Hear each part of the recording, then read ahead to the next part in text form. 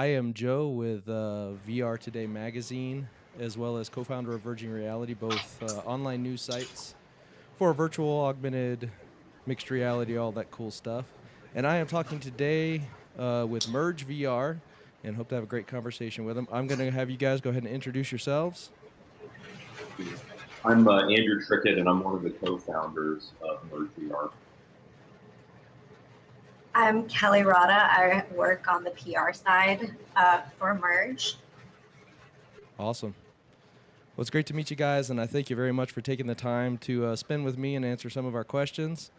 And I've actually, and I also appreciate you guys sending me the Merge.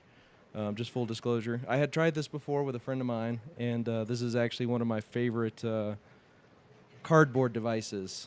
I've used the junky cardboard, which I just don't like because it's horrible. But this is extremely comfortable, and it's a great little device. You guys really engineered this well for a cardboard device. Thank you. So you guys have this device. I don't know if you're working on any other headsets or if this is the main focus with your handset as well, or is that something you can talk about? Well, yeah. Overall, one of the things, although we are kind of world famous for the purple foam cardboard compatible headset, we're actually working on a lot of things here at Merge VR. And some of those I'm going to be quiet about because we're going to be doing some big product reveals after the holidays. But one that we're definitely happy to talk about today, because we have released a video about it and started taking or I wouldn't say orders, but reservations for dev kit controllers, is the controller itself. But as far as back to your question about the headset, yeah, I mean, we are a VR company. We're not just a purple foam goggles company. We're a VR company. So we're going to be releasing lots of extra hardware products, but also software products. You're going to start from us in the very near future. As a matter of fact, the demonstrations, the demos that you saw in the controller video and the forthcoming videos were created by our internal content development team. Nice. Okay. So you would say basically for Merge, as far as how you're affecting the VR industry, you're going to be just all over software, Absolutely. Hardware, peripherals, everything like that. Playing in lots of different parts of the ecosystem. That's absolutely correct. I think one thing that'll be different about us, though, is that we're going to be focused on younger users, particularly the 10, 13-year-olds but I think that's where we're going to have a pretty unique advantage in terms of creating things, not only that will appeal to them, but that are appropriate, for that age. And so, if they can enjoy it, anyone can enjoy it. But that's going to be the philosophy that we take in terms of the sort of experience that they have, the level of intensity and the other issues that you run into whenever you make any form of digital content. Sure. Now, I know you said you're going to have some reveals next year. Would you be able to say whether this content is going to be games focused or games education or just kind of across the board? Yeah, absolutely. No, I'm happy to answer that. I would say that, what we're going to be shooting for are things that, at a minimum are appropriate, for users that young. And I don't think we'll ever get into what I would call, because we have what I would call curriculum content. And we have a lot of school districts approaching us, as you can imagine, with that hardware product. It's very, very popular, and we're getting a flood of inbound interest, particularly is what I would call the replacement kit, the permanent replacement kit for the cardboard units that are going out via the expeditions program. And we've had a lot of people ask us, hey, are you going to create curriculum content? So I don't see us doing that. However, I do see us creating content that is at least what I would call enriching, that it isn't just a game purpose solely for the purpose of entertainment, but you're actually getting something out of it. You're developing some sort of useful skill, but you're still having fun along the way. Hey, edutainment has to be entertainment or no one's going to engage in it. Right. Yeah, That's kind of priority one, but we do want it to be something that makes the world a little bit better place to live. Yeah, I agree. So based on that, obviously you have a plan for the future. Where do you think VR is going to be, and where do you think Merge will be in that scene in the next 5 years? Yeah, that's a great question. I would say that, overall, that we're going to see everything improves and rapidly expands in terms of not only the hardware, but also the content. I would say that the whole industry is still, we haven't really produced that one big hit, right? Either in mobile VR or high-end VR, where there's some that have done well. There've been things that we consider good, but has, nothing's really kind of captured the national or worldwide imagination yet, right? Just a Sure. gigantic hit. And I think, that'll need to happen to really kind of take hold. But I think, everything's going to get better along the way. Moore's Law continues to crank along, on the hardware as well as the software. So, where Merge is going to play, I think will become more software centric over time. That'll become a bigger and bigger percentage of our business in terms of what we're doing and as well as revenues.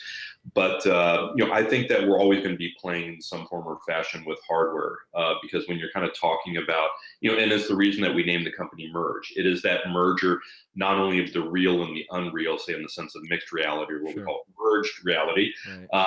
but, also intermixing the, true physical elements as well as digital layers on top of that. Is we found that whenever I show a lot of different sorts of demos, those are always everyone's favorites, when you are mixing a physical object with, digital things, that it really has a sort of magical element to it that something that's 100% digital does not. Sure. Now, would you say merging that would be one of the greatest challenges facing VR right now, or do you see an even greater challenge that the VR industry faces and that Merge is looking to kind of beat? It's a great question. I would say it's one of those things where it's hard to prognosticate, especially about the future. Sure. So we'll see how it all plays out.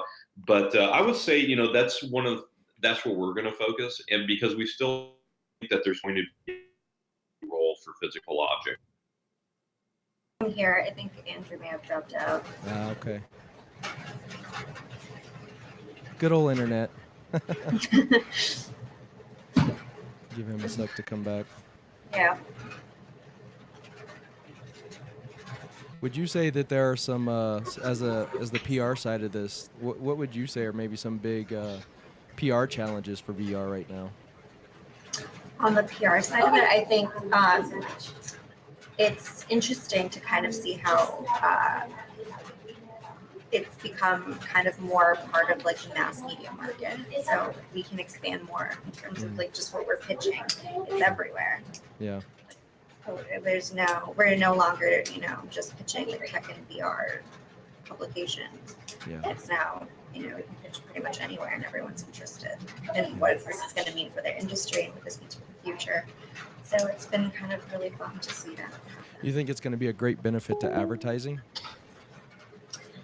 I don't think that, maybe definitely in the long run, I don't think we're going to see that soon. In the short term, Yeah. But there is a lot of potential there, definitely. Yeah, I think probably once social spaces and things like that kind of come online more of the permanent social spaces, Right. you might start to see more of that. So I think a lot of those are probably going to get paid for with advertising. Definitely. So that what you were saying as far as challenges that Merge is kind of looking to deal with. Yeah, I would say, overall, I think we got cut off when I was saying that, we're going to be focused, but not solely focused on mixing the physical and the digital. But I would say, to what we just talked about a few minutes ago, is I think the industry really hasn't created experiences yet that have really captured the national or worldwide imagination yet. And we're going to be taking our own swings at that, as well as, encouraging other developers to take advantage of that, try to build that using, our hardware, whether it's, kind of the augmented reality oriented things or the controller or, the headset. Sure. So you guys have a new wand that you're working on, which you originally contacted me over with the Moonshot, I believe you call it. Could you tell us a little bit about that? So here is in its current incarnation that I'm showing you, this is fully functional, but it's a 3D printed shell. And so it's a little bit loose with the tolerances, and we're going to be tightening that up, going to production quality prototypes here in the very near future. But basically what it is you can think of it as the world's first universal motion sensing controller. And our intention is to make this as universal as possible. So working on a lot of different platforms, not only iOS and Android, but, if you really want to, we've got it working with a Mac. If you want to use it with a PC, whether that's for Rift or a Vive, or for WebVR. That's one thing that we already have it working with, and we think, it's our point of view that that is the ultimate future of virtual reality, that rather than these walled gardens, that basically it'll be done, with a 3D web. Now, how far off that is, everyone has their own point of view, whether that's 1 year away or 5 years away. But we do think it's coming, and we already have it working with WebVR. I think in the immediate term, the most common reason why developers are reaching out to us is they want to reach the iOS users. Because as you well know, if you're a mobile app dev, those are the users that buy premium apps, that do in-app purchases. They're an astounding percentage of the revenues if you're a mobile app developer. So you really have to get to them if you want to make a living. Sure. So you mentioned the compatibility with the Oculus and the Vive, and of course, the Vive already has hand controllers, and the Oculus is about to launch theirs. I just got my notice; mine are coming, and the Oculus also has their wand. Where do you see Moonshot fitting in? With those are fairly intuitive devices. Where do you kind of see that fitting in, at least on the PC side? Because it makes a lot of sense for mobile. Yeah, and I would say, being intellectually honest, it's one of those things where we want it to be as universal as possible. I think as far as PC or Macs go, its most common interaction would be with WebVR. If someone's going to use it for that, we do think that the most common usage by far for our controller is going to be mobile VR, as you mentioned, and in particular those who want to interact with iOS. Okay, makes sense. Do we have a launch date or a cost? Yeah, no, we haven't publicly announced those yet, but one thing that we'll definitely say is that we're already taking signups for developers that want to get a dev kit, and it's not going to be a 3D printed shell. It's going to be a production quality shell that we'll be sending out. The board, as I mentioned, is already functional, and our goal is to release those, actually put them in developers' hands in earlier 2017, looking to a consumer release in later 2017 as there's enough content to make it worth the consumer's while. If you guys can talk about it, have you had a huge response from devs so far signing up to? And we get more come in every day, and that's been really gratifying. And as I mentioned, I think the most common reason is it's mobile VR developers that want to get to the iOS users is the most common reason. I would say the second most common reason is even developers want to get to Android users that aren't going to have a Daydream compliant phone in their hands. And then kind of number three right now, but an interesting crowd is the WebVR crowd is very interested in it. But it's been we're kind of in a scramble now. It's like, wow, how do we fit this demand, meet this demand in terms of, finally setting the price points and the delivery dates. So it's not something that we're ready to talk about specifics just yet, but in the very near future, we're going to be giving some more details. That's one of those journalist questions that you have to ask just in case. So. I understand. Yeah. You know what your question is going to be, and you know what my answer is going to be. Yeah, right? pretty much. So, yeah, I mean, you mentioned Daydream, and one of the questions I had was, once more Daydream phones come out, will the Merge viewer that I have right now, will that work with Daydream content, kind of the way it does with Cardboard? I would say that's one of those things that we're doing the investigation on, and it's a matter of like, hey, do we really need a brand new SKU versus can we tweak, or will it work as is something that we're still actively investigating. We'll certainly be looking to make it tweaks rather than a brand new SKU, and not just from our side, but also from the user experience side, that we'd like it where everyone already has one in their hands, can use it for Daydream, but that's a TBD still right now. Sure. Okay. And as you guys work on that, is there a plan to make make Moonshot compatible with Daydream eventually? Absolutely. We do want this to be as universal as possible, and we really mean that. Okay. So as far as support for game engines, you have support already in Unity. Is that native support? It is it's a plugin. Yes. Okay. All right. Are you guys working on support, or do you already have support for other game engines such as Unreal, CryEngine? Not at this time. We want to fine tune it for Unity, especially because, as you know, when you look at mobile VR, Unity is even more dominant in that world than in the PC-based worlds. But it is something that we'd be looking to in the future. But I think it's, hey, let's get the first version out. the SDK as well as the hardware. Get that on the market, get it in those people's hands, because we think the most common reason is going to be someone's developed something in Unity and it's working on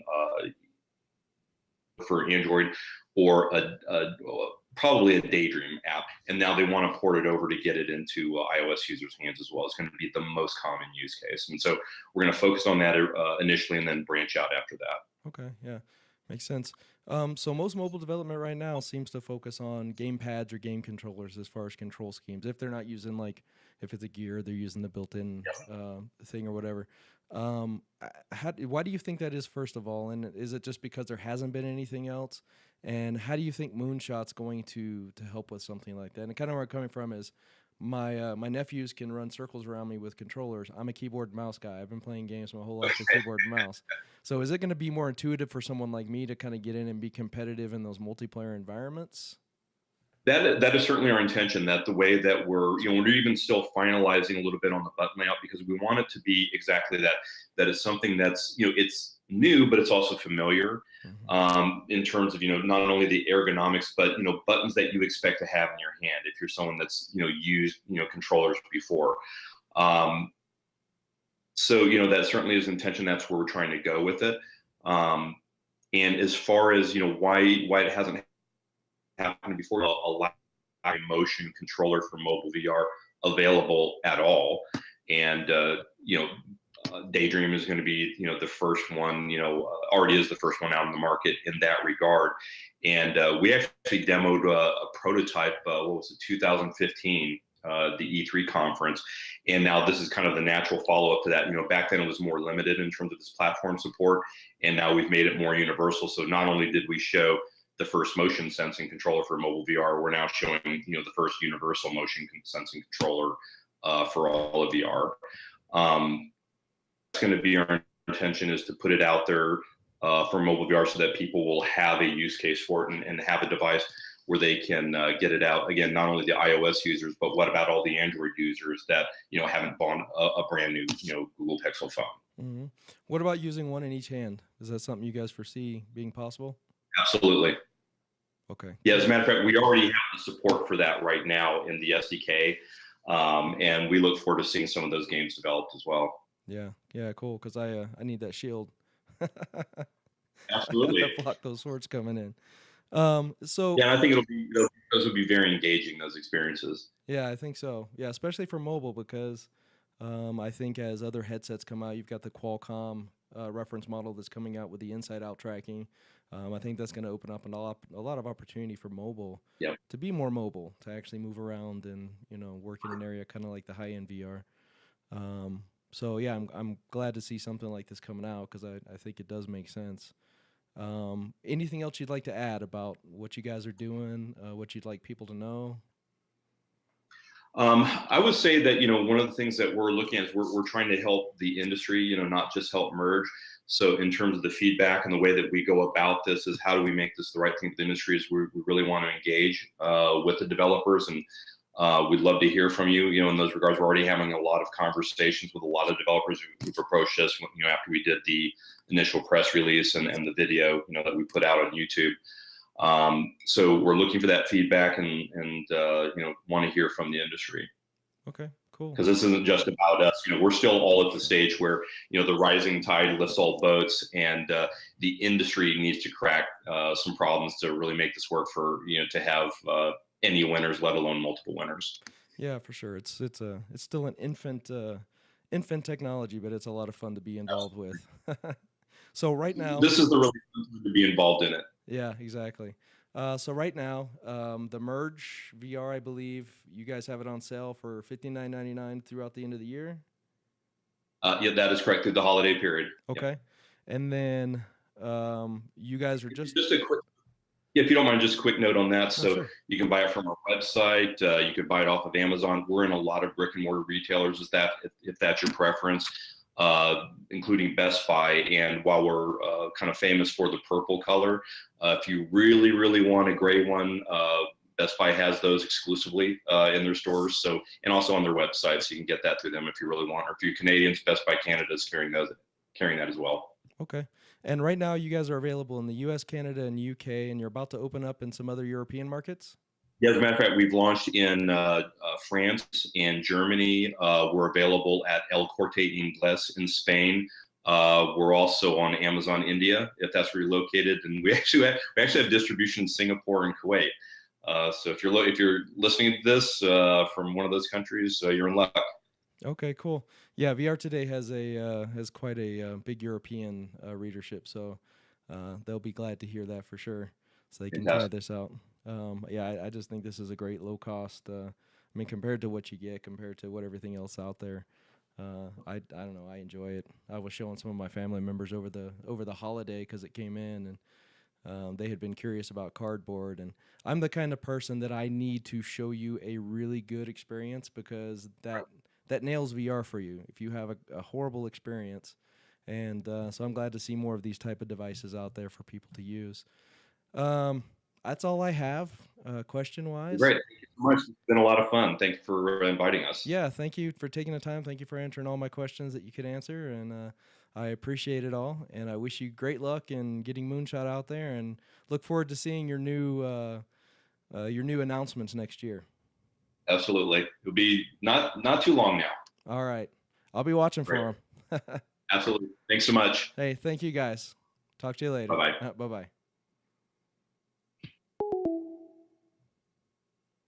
Kelly, thank you very much. Thank you so much.